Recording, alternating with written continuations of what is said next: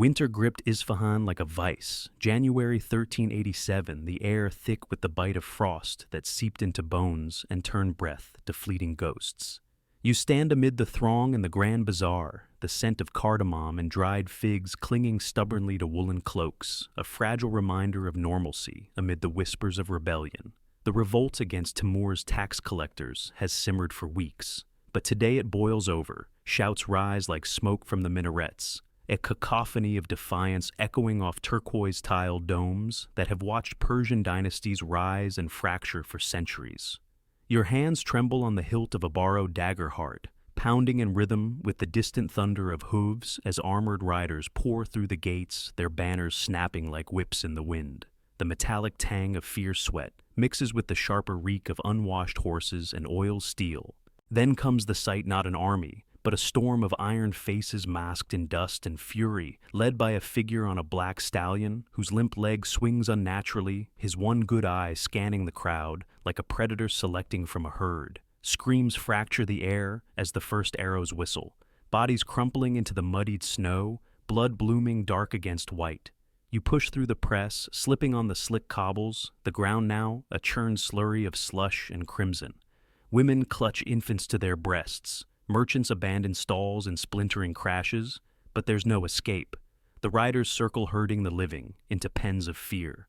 The conqueror dismounts with a grace that belies his wound, his voice a low rasp, cutting through the din. No mercy for traitors. What kind of mind turns a city's pulse into a slaughterhouse brick by brick, soul by soul? Before we delve deeper into this shadow, I must pause with the weight of what lies ahead. What unfolds here involves systematic violence massacres that spared no quarter torture designed to shatter wills, and the documented horrors of sexual assault amid the ruins of sacked cities. These are not inventions of fevered imagination, but etched in the annals of primary chronicles like Sharaf al-Din Ali, Yazdi's Zafarnama, the hostile Ajaib al-Maqdur of Ibn Arab Shah, and eyewitness fragments preserved in Ruy González de Clavijo's embassy accounts from 1403. Archaeological echoes linger in the depopulated strata of Isfahan and Baghdad, corroborated by modern scholarship such as Beatrice Forbes' Man's The Rise and Rule of Tamerlane, 1989. If these truths stir unease or trigger memories of your own, step away without shame. Self-preservation is no betrayal of history. For those who remain know this, will traverse these fields not to wallow in the gore, but to dissect the machinery of empire that birthed such abominations. These acts weren't mere outbursts, they were protocols of erasure blueprints for tyrants yet unborn. In remembering, we arm ourselves against their return, turning survivors' whispers into sentinels for the vulnerable. This wasn't the thunder of a barbarian horde crashing against civilization's gates. This was a meticulously engineered apocalypse, a conqueror who styled himself the Sword of Islam, yet wielded it to carve out the world's bleeding heart. Timur, known to the West as Tamerlane, the lame. Timur didn't stumble into infamy. He architected it, leaving once mighty realms like the Persian satrapies, the Delhi Sultanate, and the Mamluk Levant as smoldering husks. Their populations halved, their libraries ash, their futures mortgaged to generations of famine and feud. Between 1387 and 1401, 5 deliberate acts of calculated inhumanity unfolded, each a scalpel to the social sinews of great powers. Isfahan's skull towers, Herat's total obliteration, Delhi's week of carnage, Damascus's infernal sack, and Baghdad's quota of severed heads. These weren't random furies, but components of a system, a nomadic war machine, fused with bureaucratic precision, where terror was ledgered like tribute resistance tallied in towers of bone. Drawing from the Zafarnama's triumphant dispatches and Ibn Arab Shah's seething indictments, we see not a madman, but a method psychological warfare that turned cities into cautionary tales, depopulating frontiers to feed his endless campaigns. The stakes. An empire spanning from the Indus to the Euphrates, built on 17 million souls, extinguished per Matthew White's grim calculus in the Great Big Book of Horrible Things, 2011. Yet in this desolation lurks a modern mirror. Think of how today's autocrats weaponize fear via drone strikes or disinformation, erasing not just bodies, but the very memory of resistance. The question isn't whether you can stomach the ledger of the lost. It's whether you're willing to etch their names into the stone of remembrance, lest silence become complicity. If you believe these silenced voices merit resurrection from the archives, consider subscribing. Each engagement unearths another fragment from the dust. To grasp the cataclysm that befell Isfahan's silk merchants and Delhi's calligraphers, you must first dismantle the forge that hammered Timur into history's most prolific reaper. It wasn't divine wrath or Mongol bloodlust alone that propelled him. It was a 14th century Central Asia, adrift in the aftershocks of the Ilkhanate's collapse, a vast steppe sea where fractured khanates warred over irrigation canals and caravan routes like starving wolves over scraps. The year was 1336, and the Chagatai Khanate remnant of Genghis's empire had splintered into petty fiefdoms, its nomad lords more bandit than sovereign, taxing trade from China to the Black Sea with the ferocity of locusts. Economic veins pulsed with silk and slaves, but political arteries clogged with betrayal. The Black Death had scythed through populations in 1340, leaving ghost towns and god kings, claiming divine mandate amid the pyres. Social hierarchies rigidified Turco-Mongol elites like the Barlas tribe lorded over Tajik peasants, Islam's ulama preaching jihad against infidels, while turning blind eyes to internal purges. Into this maelstrom rode Timur's ambition not as a storm, but as a surveyor mapping weaknesses, his campaigns less conquest than corporate acquisition assets, liquidated to fund the next merger. As Justin Morosi notes in Tamerlane's Sword of Islam, Conqueror of the World, 2004, Timur's genius lay in hybridizing steppe mobility, with Persian administration census takers, trailed his tumans, logging spoils in ledgers that would shame a Renaissance banker. These events find bedrock in primary troves. Yazdi's Zafarnama, commissioned post-mortem in 4th 20s. Samarkand glorifies the architect while cataloging the rubble. Ibn Arab Shah's 1430s screed penned in Damascus exile decries the devil from first-hand scars. The spurious Malfuzat-e-Timuri 1500s forgery echoes court whispers. Clavijo's 1404 dispatch from Castile adds European incredulity, and Juan Demir's 1520s Habib al-Siyar sifts the legends for silt. Corroborated by digs in Transoxiana, unearthings of mass graves near Otrar in 1990s, Kazakhstan dated via radiocarbon to his era. These attest not hyperbole, but horror's scale. No thin gruel here. The evidence stacks like those infamous towers. He wasn't forged in hell's bellows. He was assembled piece by fractured piece in the sun-baked dust of the Kesh Valley, where the Zarabashan River whispered secrets to willows that bent but never broke. Born Taraghai's third son on an April dawn in 1336. Though some chronicles nudge it to 1326 for mythic heft, Timur entered a world where barless herdsmen navigated the knife edge between fealty and feud. His father, Taraghai Kerderi, cut a stern silhouette broad-shouldered with a beard like tangled wire and eyes that pierced like flint arrows, a chieftain who mediated tribal squabbles with the quiet menace of a drawn scimitar. Taraghai taught his boys the saddle's rhythm, the bow's whisper, the calculus of loyalty in a khanate where alliances shifted like desert sands. Timur, wiry and quick, idolized him, shadowing his father's counsels, where elders debated water rights and Mongol genealogies under felt yurts strung with horsehair ropes. But the machine of survival ground early. By age 8, Timur rustled sheep from rival clans, his small hands sticky with the thrill of the illicit learning that power's first lesson is possession. His mother, Tekina Khatun, slender with henned palms and a voice like distant flutes, tempered the edge-weaving tales of Alexander's campaigns by firelight, her silks whispering against mud-brick walls. She bore 4 sons, but fate's scythe swung wide. Timur's full brother, Miran Shah, shadowed him, in mischief, a lanky youth with Taraghai's gaze, until a 1350s raid claimed him, his throat-slit, mid-plea body dragged behind a pony to mark the Barlas's humiliation. Timur 12 found the corpse at dawn, the metallic reek mingling with dew, and in that moment, something calcified a vow etched in the boy's unblinking stare. The losses cascaded like dominoes, toppling a dynasty. Taraghai clung on until 1360, felled not by blade but by fever in a winter camp near Balkh, his frame racked as the coughs tore linen from lungs, leaving Timur 24 to inherit a fractured inheritance, 30 households, debts to Uzbek emirs, and a limp from an arrow wound, sustained herding raids the prior year. That injury shaft piercing thigh near Samarkand, festering for months, confined him to a litter, turning physical prowess into strategic venom. He compensated with intellect-devouring Persian epics that romanticized lame conquerors like Bahram Gur. Tekina endured 2 years longer, her health ebbing in the shadow of widowhood, until 1362's plague wave buboes, swelling like forbidden fruit delirium, twisting her final prayers to garbled laments. Timur held her hand as the light fled the tent, heavy with myrrh and regret her last breath, a rattle that echoed his own isolation.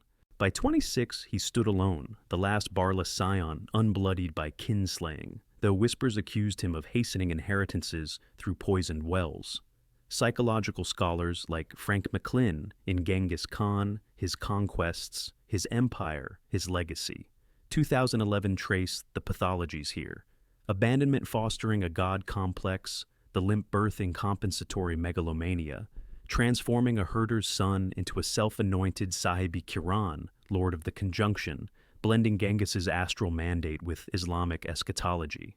He wasn't born the monster. The steppe manufactured him, each death a rivet in the armor of ambition. As Yazdi pens in the Zafarnama, chilling in its candor, there never was a servant more loyal, nor a master more merciless. The boy who once chased hares now hunted horizons, and then everything pivoted on a fulcrum of audacity. It was 1368 in the mulberry groves outside Kish, where Tamerlane, but lethal, brokered a pact with the ailing Khan, Ilyas Khoja, marrying his sister to cement a shadow regency. The air hummed with cicadas, the scent of overripe fruit, heavy as the oaths exchanged under a canopy of green-veined leaves. Ilyas, bloated with gout, leaned on Timur's shoulder for the ceremony, murmuring genealogies that grafted the barless onto Genghis's golden tree, a fiction Timur burnished like a blade. But treachery brewed Uzbek rivals, scenting weakness, dispatched assassins under harvest moon, their daggers glinting like sickles. Timur, forewarned by a bribed groom, ambushed them in the orchards, his men felling the interlopers in a frenzy of steel and screams, blood soaking the earth till it drank no more. Ilyas awoke to the tableau piles of the dead Timur's silhouette, etched against torchlight, proposing alliance or annihilation. The Khan chose fealty, but the seed was sown. Timur's first purge followed Ilyas's kin, vanishing into accidents on hunts, their yurts torched as omens. By 1370, with Ilyas's convenient demise, fever or filter, the chronicles equivocate. Timur claimed the throne in bulk not as Khan, but as Emir, a vizier king cloaked in piety. He prostrated before empty seats invoking the absent sovereigns. He puppeted a theater of humility, masking the iron grip. This turning as Mons dissects marked the alchemy from raider to regent, his limp no hindrance but emblem the wound that birthed the whip.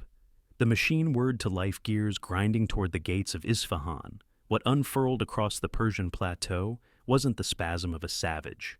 It was a protocol etched in edicts and enforced by emirs, 5 calibrated strikes each targeting a pillar of the human edifice economy in Isfahan, culture, in Herat, faith, in Delhi, commerce in Damascus, governance in Baghdad. No chaos here, but choreography where slaughter served strategy, turning great powers into ghost states, their empires crumbling not in battle, but in the echo of emptied streets. Timur's ordinance wasn't blunt force. It was surgical excision, sparing artisans for Samarkand's seraglios, while liquidating the rest, a ledger of lives balanced against loyalty's arrears. First came the tremor in Isfahan, that jewel of the Zayande Rud, where bridges arched like lovers' spines over waters that once mirrored minarets to the heavens. It was the cusp of winter December, 1387, the sky a bruise of slate-gray clouds pregnant with sleet, the air laced with the acrid bite of wood smoke from braziers huddled against the chill. The city heart of the Muzaffari dynasty's faltering realm sprawled in terrace splendor, caravanseries bulging with Bokharan wool hammams, steaming with rose attar. The Friday mosque's iwans vaulted in azure tilework that caught the pallid light like captured sky. Emissaries from Timur's court had arrived months prior, their scrolls demanding tribute 1/5 of the harvest, a tithe on souls enforced by taxmen, whose quills dripped like daggers. The bazaar's pulse quickened with murmurs, merchants like Karim al-Bazaz, 42 father of 7, whose looms wove saffron threads into sultani silks, traded as far as Venice fingered their abacuses in shadowed alcoves, calculating ruin. Karim's wife, Zahra, 38, kneaded dough in their mud brick home near the polo grounds, her palms calloused from years of bargaining, her mind on the dowry for their eldest daughter, promised to a scribe's son. What were they thinking as the edict unrolled? That bread would rise no more, under such burdens that the river's song would drown in debt. Resistance flickered. Apprentices toppled tax carts. Ulama preached from pulpits against the lame infidel, though Timur's piety, his pilgrimages, his Quranic recitals muddied the slur. By week's end, barricades of date crates and felled palms choked the alleys, the air thick with the yeasty tang of fierce sweat and fermenting fruit. The breach came at dawn. Timur's Tumans, 20,000 horse archers in lamellar scale cloaks billowing like storm clouds thundering across the frost-rimed plains, their kettle drums booming a dirge that set dogs to howling and infants to wailing. Karim peered from his lattice heart, a war drum, as the first volleys darkened the sky, shafts thunking into thatch like vengeful hail. Zahra gathered the children, through the youngest mere shadows, under 10 huddled in the cellar's gloom, their fates a blur. We dare not sharpen here for the records, whisper of families unspared, but the cruelty's detail eludes merciful ink. Instead, behold Karim, barricaded with neighbors in the Jami's nave, his dagger trembling as Mamluks in quilted akatan stormed the portal's scimitars carving arcs of silver. The conqueror himself astride his white mare, surveyed from the Nakshi Jahan plateau, his bandaged legs slung across the pommel, voice a clarion through a silver trumpet. Rebels reap what they sow. The sacking unfolded in measured phases. First the granary's torched flames leaping to devour cedar beams, the stench of charring spelt, mingling with the coppery mist of first blood. Karim fought beside old Haji Mansur, 65, a vintner whose vines had quenched poets for decades, their blades clashing in the courtyard's mosaic frenzy tiles, cracking under boot and bone. But numbers overwhelmed a Mamluk's tulwar. Sheared Mansur's arm, his cry swallowed by the melee as he fell breath, ceasing in a gurgle of crimson foam. Karim staggered on, slashing at shadows, until a lance pinned his shoulder to a pillar, the world narrowing to the wet rip of flesh, and the intruder's guttural laugh. They dragged him to the square, where pyres of the quick smoldered the air, a miasma of seared hair and despair. The act peaked in ritual horror, not frenzy. Timur's decree, no quarter, but quantification. Each soldier declaimed 2 heads verified by forelocks nodded at dawn muster. Zahra, separated in the crush, was herded with scores of women into the governor's seraglio, its silken divans now staging grounds for violation. He led her away the chamber's rosewater, evaporating into silence, the doors sealing like tombs. Skip the shadowed hours. The chronicles imply in veiled verse Ibn Arab Shah's quill, trembling at the debasements beyond decency. When they returned her at dusk, she could not stand her sorry, torn to rags, gaze adrift in a sea of vacancy lips moving in silent dua that no blade could silence. She had not shattered, her fingers still clutched a talisman bead, a mother's anchor. Karim, spared for interrogation, watched from chains as engineers raised the towers, 20 in all, each a ziggurat of 70 skulls, bleached by torches into grinning sentinels, mortar of mud and malice binding them eternal. The ground quaked with the tramp of the condemned throats' parched bellies, hollow from days without bread, their pleas a susurrus drowned by hammers' clang. By tally, 100,000 perished, 200,000, by some counts the river running red to the gulf bodies bobbing like autumn leaves. This wasn't vengeance on flesh alone. It was vivisection of a system, the Muzaffarid economy, reliant on Isfahan's nexus of trade, gutted in weeks, its canals clogged with corpses, that bred pestilence harvests, rotting untended.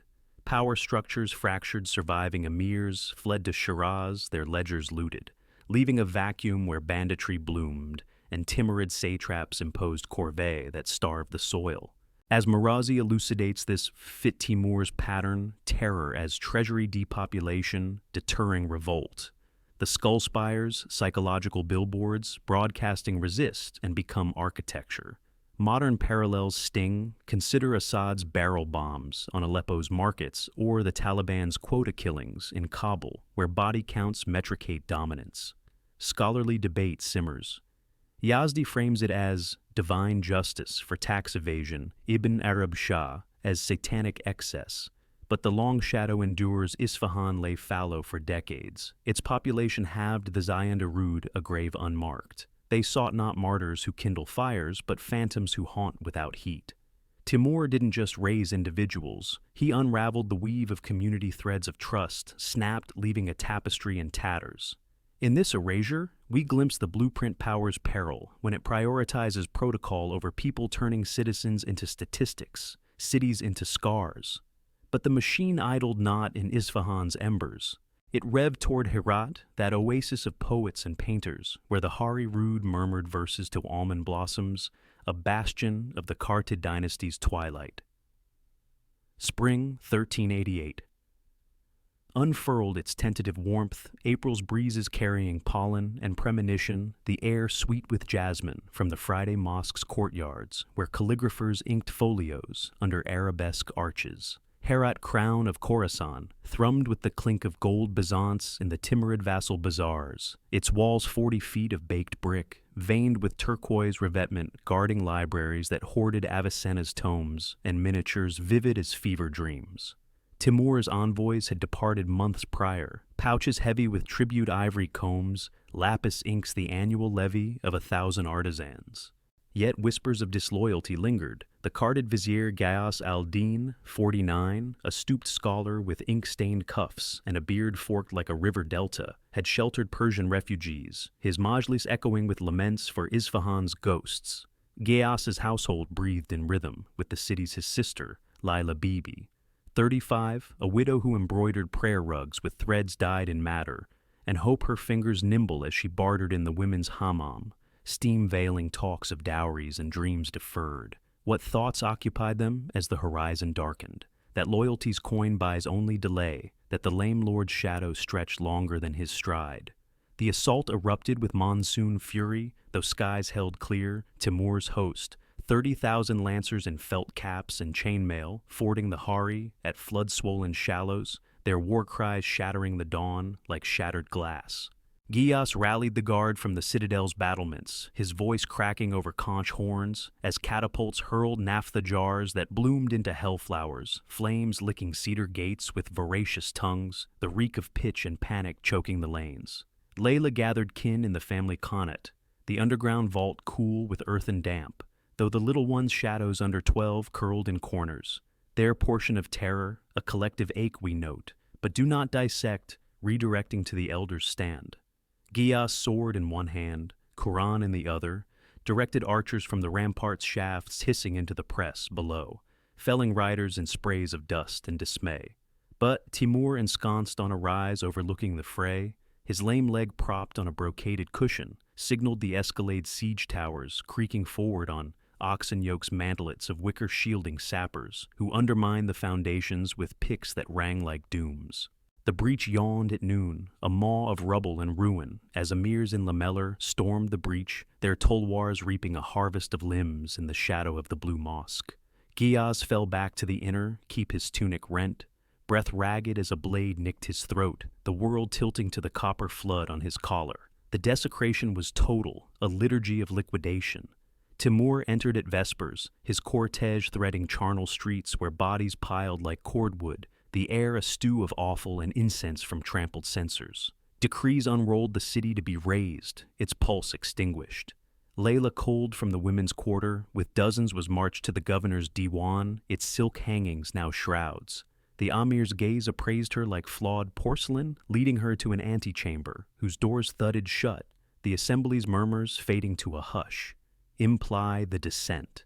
The sources skirt in euphemism, Clavijo's later missive alluding to usages of war too base for Christian ears.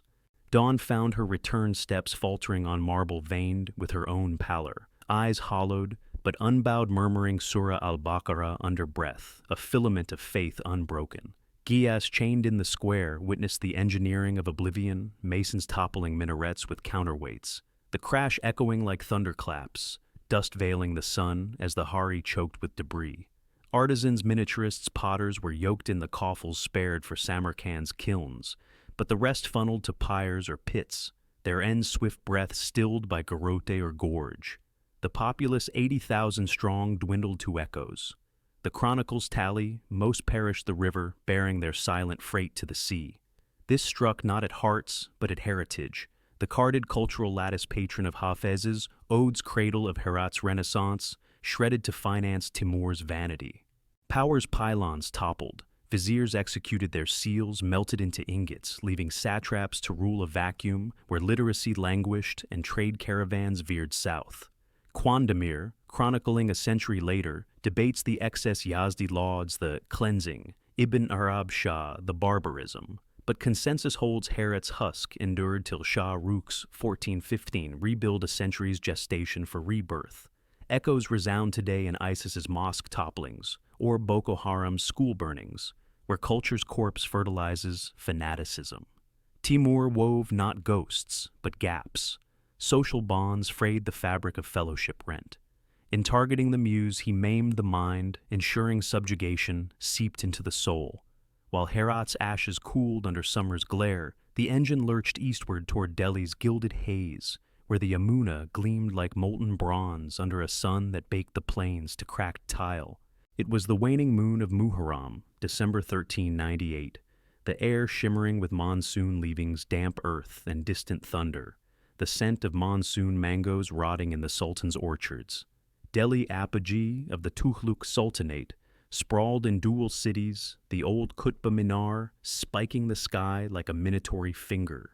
The new Syria, fortified in red sandstone bazaars, teeming with Gujarati cottons and Deccani gems. The Idgah's calls weaving through the din of elephant drivers and Qawwali singers. Timur's spies had infiltrated months hence maps inked with the Sultan's weaknesses. Mahmud Shah, a youth of 20 indolent amid harem, intrigues his wazirs, squabbling over irrigation taxes that starved the peasantry. Among the condemned stood Aisha Begum, 29, a nautch dancer whose anklets chimed tales of Lahore courts, her henned hands once tracing mehndi on brides, now folding letters to a merchant lover in Multan. Her brother, Rahim al-Din, 32, a qadi whose turban crowned a mind schooled in fiqh, pondered fatwas in his madrasa cell, the air heavy with attar and aged vellum, weighing jihad against the infidel's approach. Their musings, that the throne's rot invites the reaper, that the Ganges bounty buys no bulwark against the steppe storm. The vanguard crested the Indus on elephants commandeered from frontier posts. Timur's host, 200,000 a tide of tattooed faces and recurved bows splashing 4 deep, the river's silt, staining banners the hue of dried blood. Rahim watched from Siri walls, pulse sinking with the conch blasts, as the Battle of Panipat unfolded 12 leagues, hence Tughlaq lancers, shattering on Timur's feigned retreats, the plain a churn of dust and dying vultures wheeling early. Delhi's gates buckled under ram and rope, the Sultan fleeing to the Purana. Chila leaving the city to its doom. Aisha, fleeing the harem's panic, clutched her sitar like a shield, strings humming a final rag, as Mamluks overran the Chandni Chowk, their boots pulping marigold garlands underfoot, the air thickening with ghee from overturned diyas and the first iron kisses of steel. Timur, lame leg, aching in the saddle, orchestrated from a pavilioned rise, his decree a lash, enslaved the able end, the rest. The influx overwhelmed 50,000 captives herded prior, now augmented by the city's spill camps ringing the walls in a sea of tentage and terror. The week of woe commenced at vespers, a symphony of subjugation.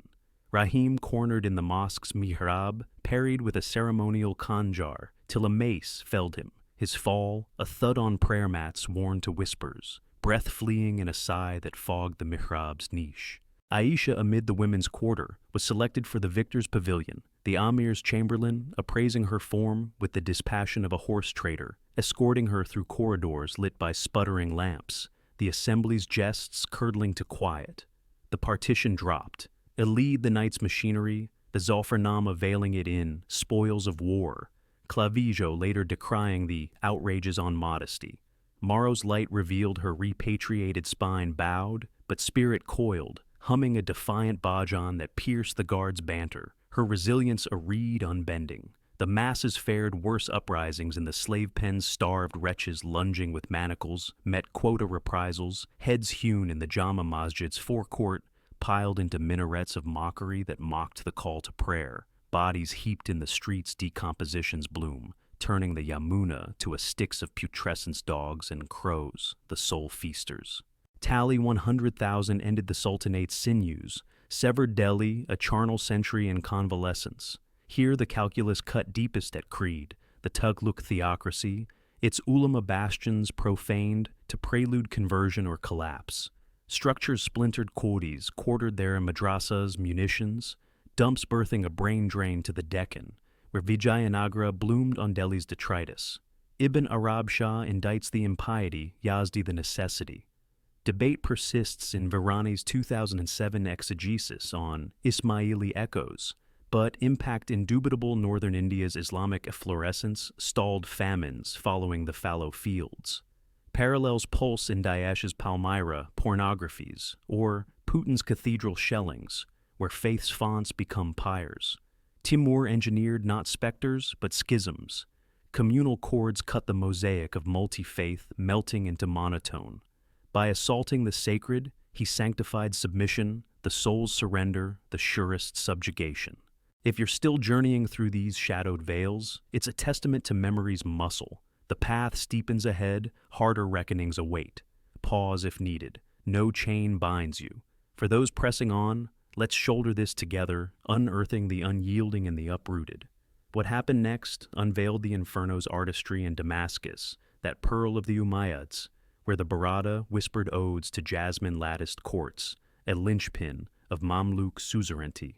Autumn 1400 waned into November's nip, the air crisp with olive harvest's tang and the faint brine from the desert's edge lanterns, flickering in the Umayyad Mosque's hypostyle hall like stars stooping to stone. Damascus emporium of Levantine lore pulsed with Damascene steel forges, glowing ruby and soap bazaars slick with laurel suds, its walls honeycomb battlements laced with black basalt encircling souks, where Coptic traders haggled over Frankish glass. Timur's harbingers had slithered in summer, demanding obeisance, 1,000,000 dinars, the Sultan Faraj's fealty or fire. The Naib Shams al-Din, 51. A Mamluk veteran with scars like dry riverbeds and a mustache oiled to points, convened the Diwan in the citadel parchments, rustling as he tallied the treasury's shortfall. His niece, Fatima al-Halabiyya, 27. A scribe's widow whose quill danced she poetry onto gazelle skin, pondered in her haremlik, the air heady with coffee grounds and collyrium fretting the bride price for her brother's match. Their reveries, that the stepp's specter devours the steadfast, that the mosque's minbar mocks the mighty. The storm broke from Aleppo's north Timur's legions, 50,000 sabers sheathed in peace knots now severed, sweeping the Orontes like a scythe through stubble, the Sultanate's garrisons crumbling at homes, in routes that left the plain, a quilt of quilts and quiet dead. Shams rallied the burghers, from the Bab al-Jabia, his barred couriers' horns blaring, as trebuchets lobbed Greek fire that arced like comets, igniting the suburbs in symphonies of crackle and cry, the reek of tar and terror tainting the Barada's flow. Fatima, evacuating the scriptorium with armfuls of unbound choirs, glimpsed the horde cresting Jebel Qasiyun, Timur's lame silhouette on a dappled jennet. His edict bellowed via herald, surrender or savor the flame. The gates splintered under Ram's rhythm, Mamluks in mail hauberks clashing in the Hamidiya's vaulted gloom blades, singing canticles of severance. Shams atop the rampart directed counter-salvos till a quarrel pierced his gorget, his descent asprawl on the machicolation's life's lease, lapsing in a wheeze that misted the stone. The conflagration crowned the conquest, a pyre scripted in scorched earth. Timur processed at midday his pavilion, a peripatetic court amid the melee's mop-up, where emirs tallied the take-gold bezants by the quintal artisans chained for Samarkand's ateliers.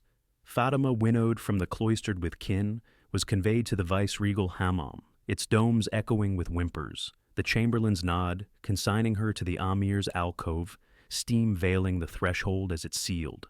Imply the immersion's indignity. Quandamir's annals allude in Captive Comforts. Ibn Arab Shah, in Violations Veiled by Victory's Veil.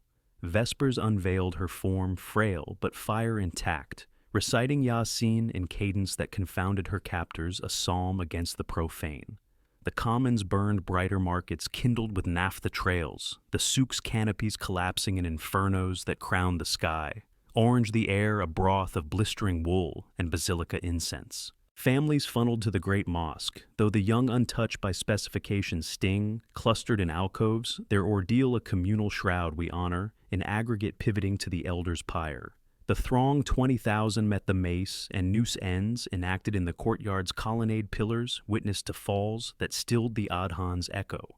The Umayyad's nave, that vault of caliphal ghosts, served as slaughter pen blood, pooling in prayer niches till it lapped the mihrab's steps. This wasn't pyromania's prank. It was pruning of prosperity. The Mamluk mercantile web Damascus, its spindle singed to cinders, trade rerouted to Venetian hulls. The Barada's banks barren of barbers and bankers. Hierarchies hewed. Naibs nullified their fatwas fuel spawning, satrapies where Bedouin brigandage bested bureaucracy. Clavijo witnessing, the wake marvels at the method, moderns like Melville in 2020's Timur, and the princely vision, parse the policy uncontroverted in its ruination. Syria's souk slumbered a generation, prosperity's phoenix delayed. Resonances ring in Yemen's market bombings, or Gaza's greenhouse glassings, where commerce's corpse composts chaos. Timur forged not wraiths, but wastelands. Societal strands severed the bazaar's banter, banished to ballad. By torching the transactional, he tempered terror, obedience's forge fired in fear's foundry.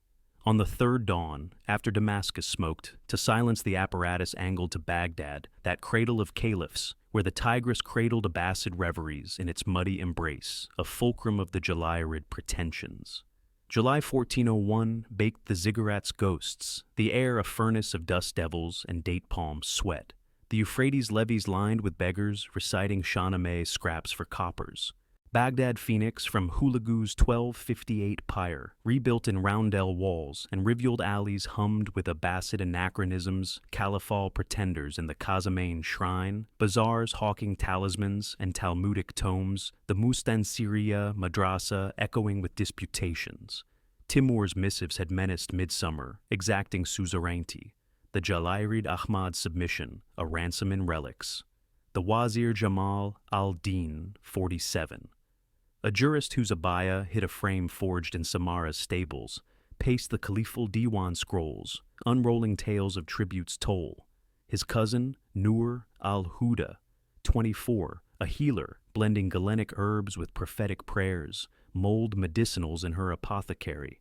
The air rich with myrrh and mint, anxious for the orphan ward's next meal. Their cogitations, that the river's bounty buffers no barbar, that the minaret's muezzin mocks the meddlesome. The deluge descended from the Zagros folds, Timur's phalanx, 60,000 quivers, brimming like wrathful hives, fording the Diyala at shallows stained with upstream silt, the Jalayirid host evaporating at first clash near Karbala, sands sodden with the slack. Jamal beheld the host from the Kulasa gate, throat tight as Naker drums rolled repercussions, as sappers sowed mines that erupted in geysers of gravel and groan. The walls cracked by Mongol memory yielded to the Mangonel's math boulders, pulverizing parapets in avalanches of aggregate, the air acrid with sulfur and supplication. Nur evacuating the hammam with files of salve caught the conqueror's profile against the haze, lame lordly, his firman flung like a gauntlet, yield or yield your ghosts. The portals parted under pry bar and prayer guards in lamellar, lunging in the souk squeezed scimitars, scripting elegies in air. Jamal bastioned in the Caliphal Mosque, wielded a staff till it splintered his tumble, a tangle on Tesserae vitality, vanishing in a veil of vermilion. The quota crowned the carnage a calculus of craniums. Timur alighted in the Caliphal forecourt, his dais, a dais of damask, amid the detritus where captains canvassed the catch tomes, trucked to Timur's trove, smiths shackled for Tabriz. Nur, netted from the narrows with the notable, was ushered to the Amir's oratory, its arches awash in arabesque the overseer's ogle, ordaining her to the oriel portals, pivoting to privacy. suggests the sequestration stain. The Malfuzat murmurs, night's necessities, Yazdi yields to youths yielded. Aurora aired her return carriage canted, but core constant chanting, Ayat al-Kursi, that cowed her convoy, a canticle against corruption. The herd, however, harvested harshly edict's essence. Each trooper too, trophies tresses, tied for tally at twilight triage. When quarry quelled, quandary quickened captives, culled consorts commandeered for the cull blades busy in the backlots. The throng 20,000 thinned to threshold terminations, tallied in the Tigris twist currents, carrying cadavers to the Gulf's gape. The metropolis mausoleum of memory morphed to monument of morbidity, its monuments mulched to mulch. This wasn't numeracy's neurosis, it was neutering of nobility. The Jalayirid nexus Baghdad, its nerve numbed by the notch governance's gears, ground to grit the Tigris trade truncated to trickle. Pillars pulverized pretenders, purged their protocols, pilfered precipitating principalities where Persianate polity perished. Ibn Arab Shah's animad versions accent the atrocity quandamere the aftermath. Latter-day lenses like White's 2011 ledger litigate the litany, but legacy looms. Baghdad's bazaars barren for biennia, the Abbasid aura attenuated. Vibrations vibrate in Rwanda's roadblocks, or Srebrenitsa's scorecards where headcounts hallmark hegemony. Timur tallied not phantasms, but fractures.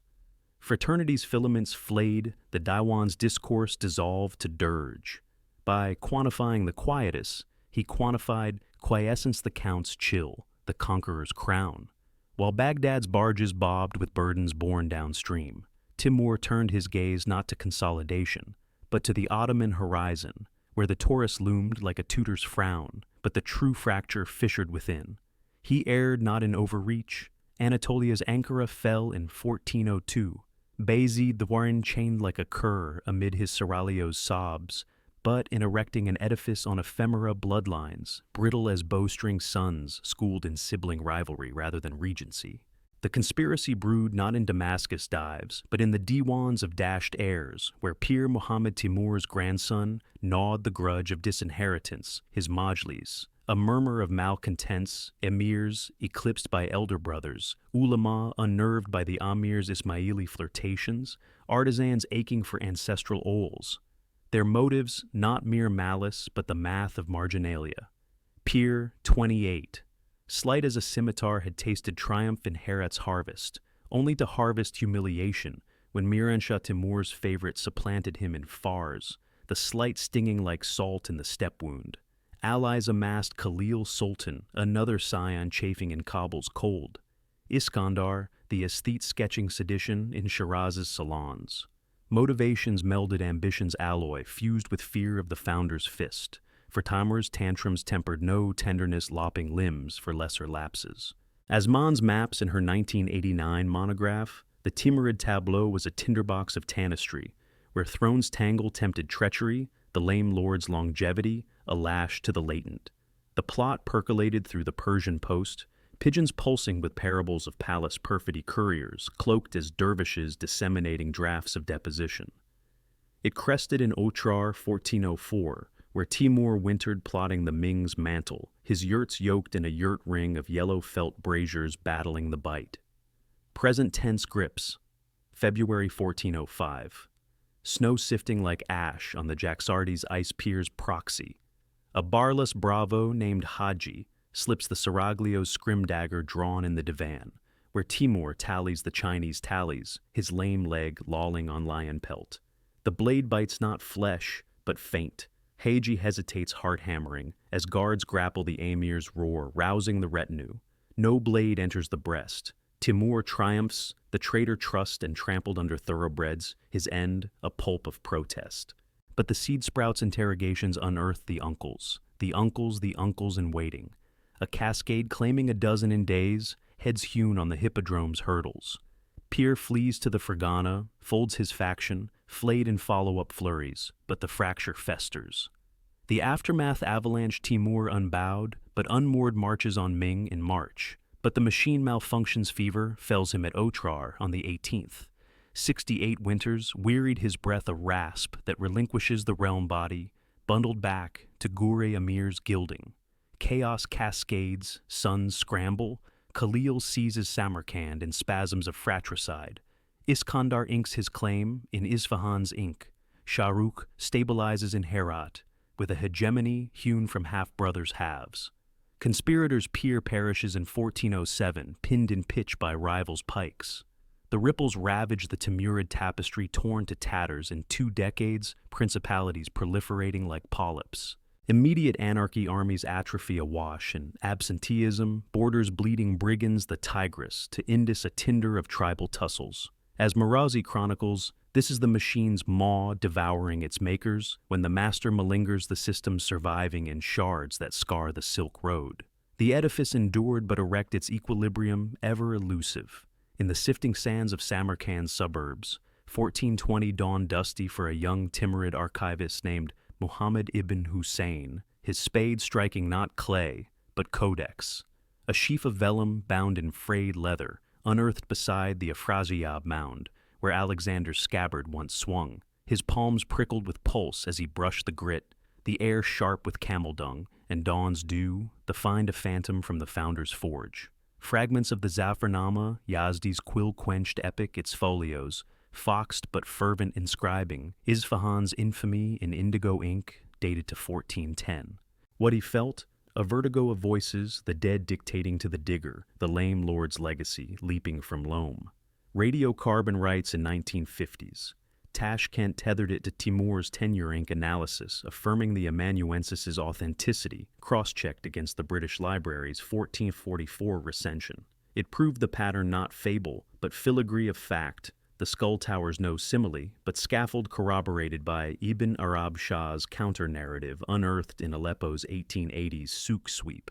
Why this resurrection resonates.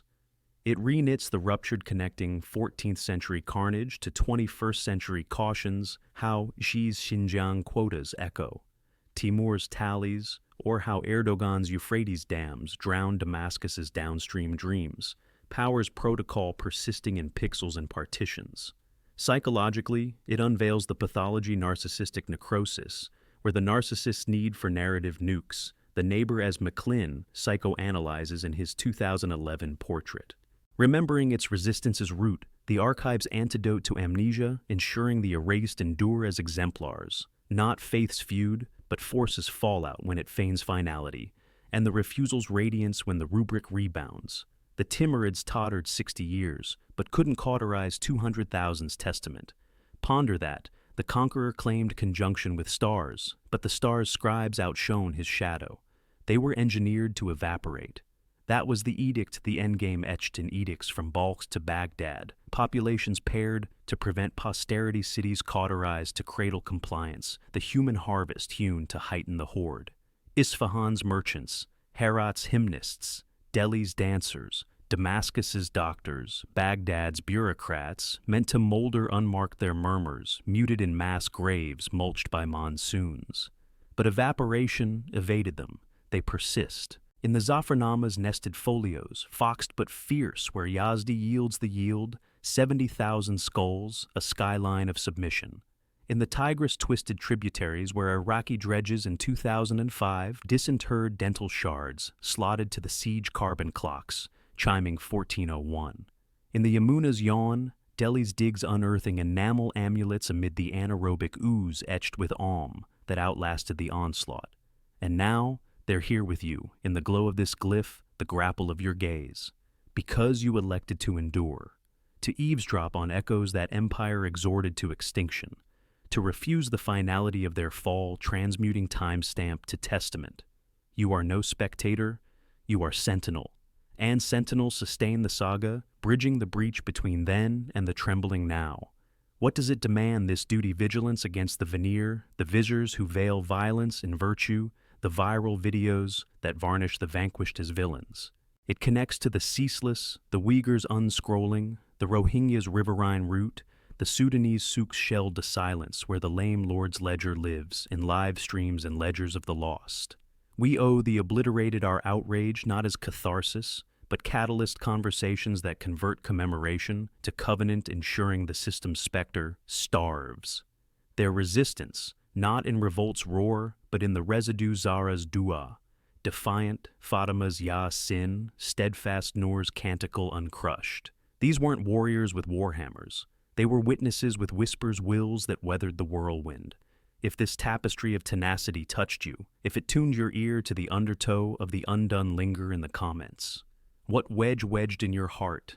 The skull spire's stare, or the survivor's song? Pose your probes, share your shudders. These dialogues are the dikes against darkness's deluge, dialogues that damn the designs of despots. If you hold that such harmonics merit hearing, hoist the hidden honor, the hush subscribe. Not for narrative's nonce, but for the nested narrative still needing nudge, every silence slated for shattering every echo.